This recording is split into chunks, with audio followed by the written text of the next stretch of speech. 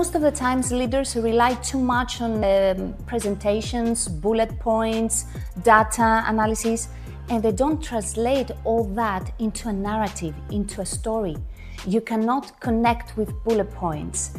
People do not remember the bullet points. They remember what they felt after you finish your presentation.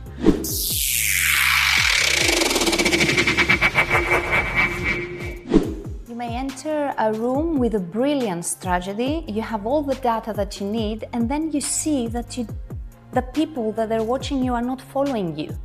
It's because most of the times leaders rely too much on presentations, bullet points, data analysis, and they don't translate all that into a narrative, into a story. You cannot connect with bullet points. People do not remember the bullet points. They remember what they felt after you finish your presentation. So leaders are trying to do their best with a very good presentation, a brilliant strategy, but they leave the emotional connection outside the room. And this is a mistake, because I leave from that room and I don't know why we're doing this, where do I fit in this, and where do I see myself in the story. If I don't connect with the story and with the narrative, I cannot connect with the strategy. I think that is the reason. There are a lot of roles that can come to this program. First of all is HR managers, frontline leaders, team leaders, people that they are underneath the leadership. Why? Because these roles are between the strategy and the execution. So you are the manager, you are the leader, you're coming to me and you're telling me, "Hello Maria, this is the strategy, okay, make it happen."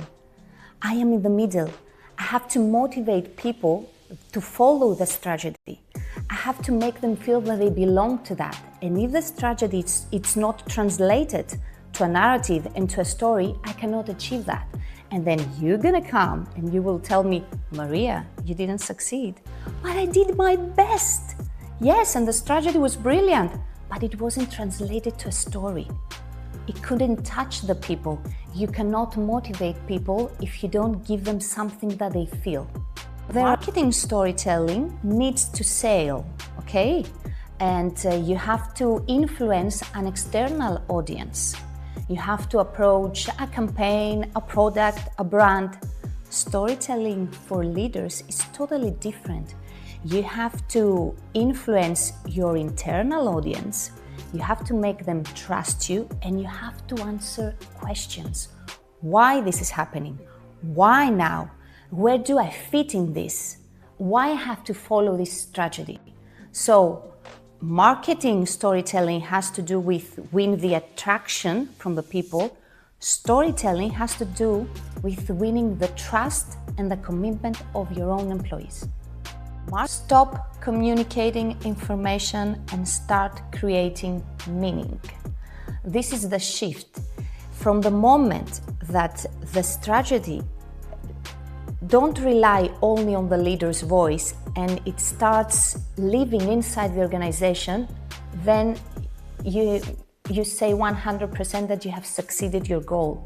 When I am repeating and I am owning the story, then I will make it happen. But if I am the leader and I'm always repeating the story or the strategy and nothing happens, that means that I'm not communicating enough. So this is the only shift that you will learn. Start communicating information and start creating meaning and stories that will make your employees feel attached with you. The one thing that someone will learn from this course is how to create a good story and how to motivate the employees and the leaders, even the leaders that he has underneath him. Or if you are the leader and you learn how to make a story, how to make a good narrative, then you feel less stressed when you go to work. You feel that your employees are following you. You learn how to communicate better, how to say things. This is This is not only one thing that you will need inside your organization, but is a skill that you will learn to use it and outside the organization. You might go to some clients, you know how to say, how to communicate. You go to your family, you go to a social event, you are in your organization, you learn how to communicate with stories and with narratives.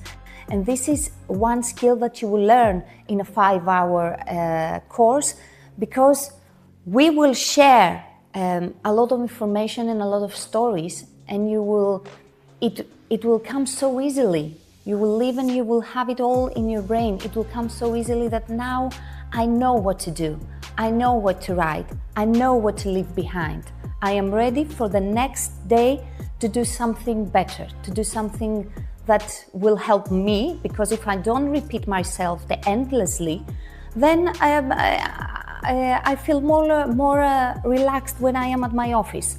I know what I have to do, I'm doing it, and then I see the results. I always say that a good manager and a good leader is the one that finds the right person and put it to the right place, and then you can enjoy a cup of coffee.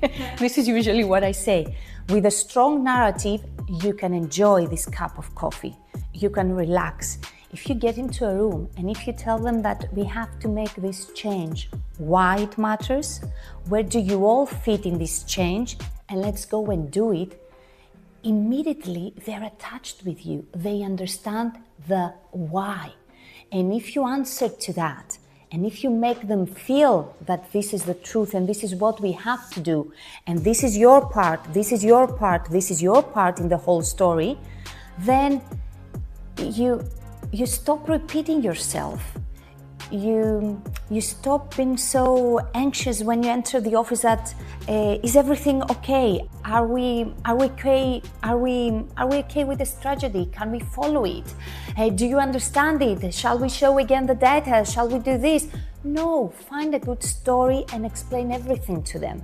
And then you feel more relaxed. You feel more relaxed because you know that your managers understand, you know that the employees understand, they're attached with you, you are aligned with the organization. And this is very, very good for you as well. You feel great. You feel that you gave them what they wanted, so you satisfied them, but you also satisfied the goal of the company.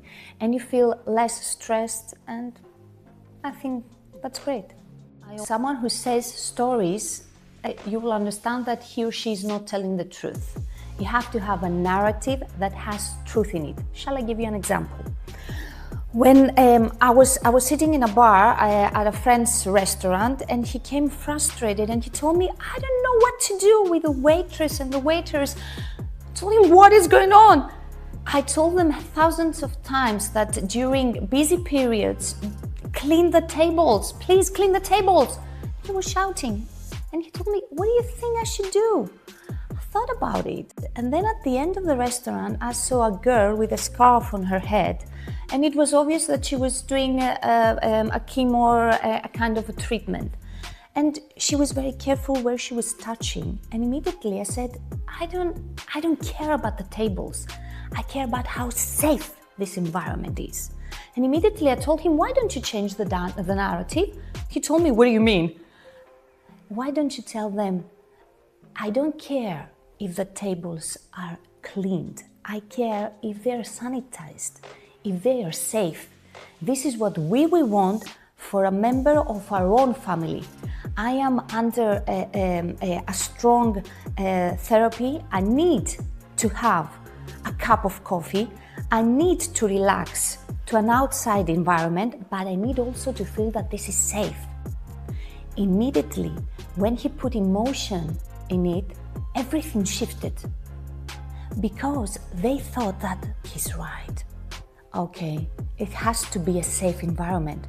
Was the narrative truth? Of course, it was true. I just saw the girl and she helped me realize that I don't care about the tables. I care if this table is safe for me to sit. And then everything changed because they saw themselves in the story. The narrative, was it stronger than the previous? I will let you to decide that. Someone